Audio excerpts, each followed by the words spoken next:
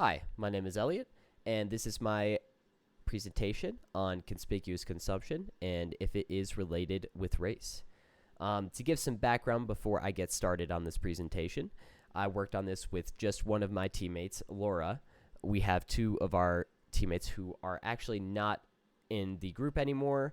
One of them is possibly in the group, but we have not heard from them. So it is just me and Laura that finished this assignment. So let us get started. What is conspicuous consumption? So conspicuous consumption, it's the practice of purchasing goods or services to publicly display your wealth or status rather than to cover basic needs. So this is going above and beyond for some sort of reason. This reason can really be many different things, but I think of it as impressing other people or wanting to be something that you may not feel you are, even though for some people you are, and it's just more of self-inflection. And yeah, so the going into a description here, the word conspicuous, it means lavish or wasteful spending, going above and beyond, as I was saying.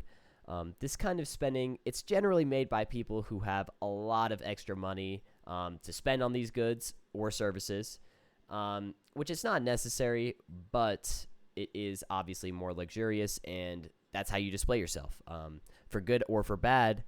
And to some people, this is just how they do it. This is how they want to come off to other people, and for reasons that are usually personal to them. So, moving on. Is it related or not to race? Race and ethnicity are two different concepts related to human ancestry.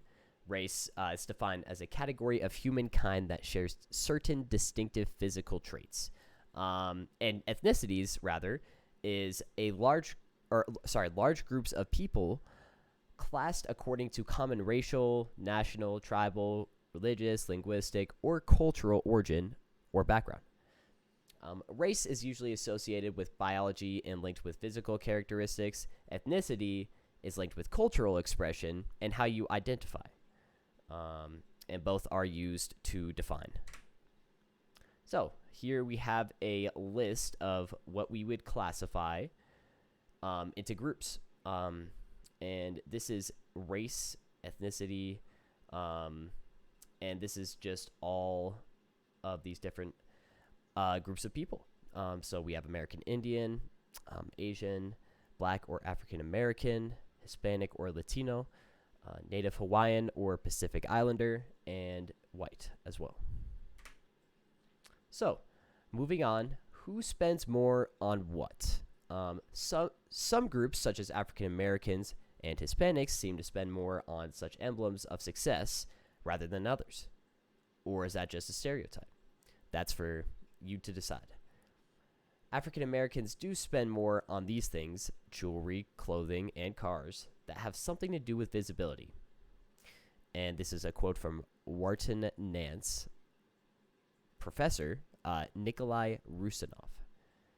So, moving on, today most people recognize that spending decisions are influenced by the desire to keep up with the Joneses.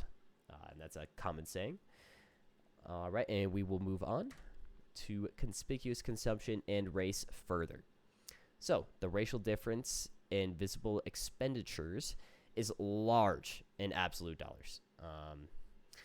Whites spending about $7,000 more on visible items per year, and that is an insane statistic.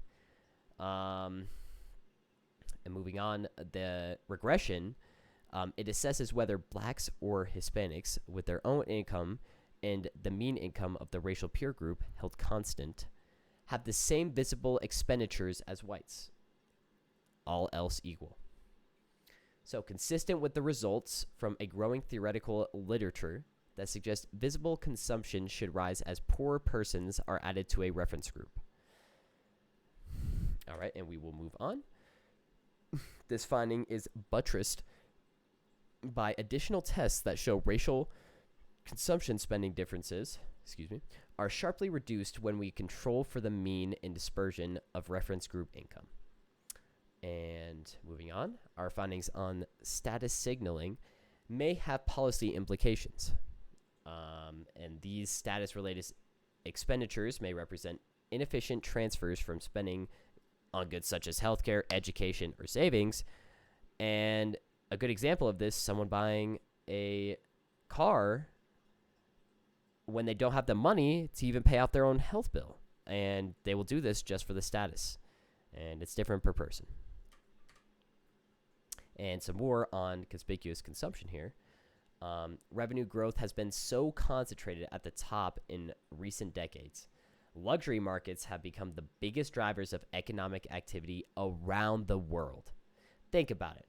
You go, you buy a house, you have a nice, beautiful home for $500,000. Go to the Rolex store, you can find watches worth double that, triple that. I mean, it is just insane how different spending has become over time. I mean, the luxury that you have now is immeasurable compared any time in the past. I mean, people were getting along farming animals and making their own food. The difference is quite clear. Billionaires, they're often willing to spend huge sums of money on beautiful things that cannot be duplicated cheaply. Some good examples, Mark Zuckerberg, Jeff Bezos, obviously, both huge billionaires, spending money on things that they most likely don't need. Jeff Bezos spending money to get the original Captain Kirk to go to space is a great example of this. Did he need to do that? No, but he did it. And I'm sure that was not cheap. So, luxury markets are obviously important, and as inequality continues to grow, these markets will become much more important. And the goal will remain a secret until we realize that the rich are essentially similar to the rest of us. You just have a lot more money.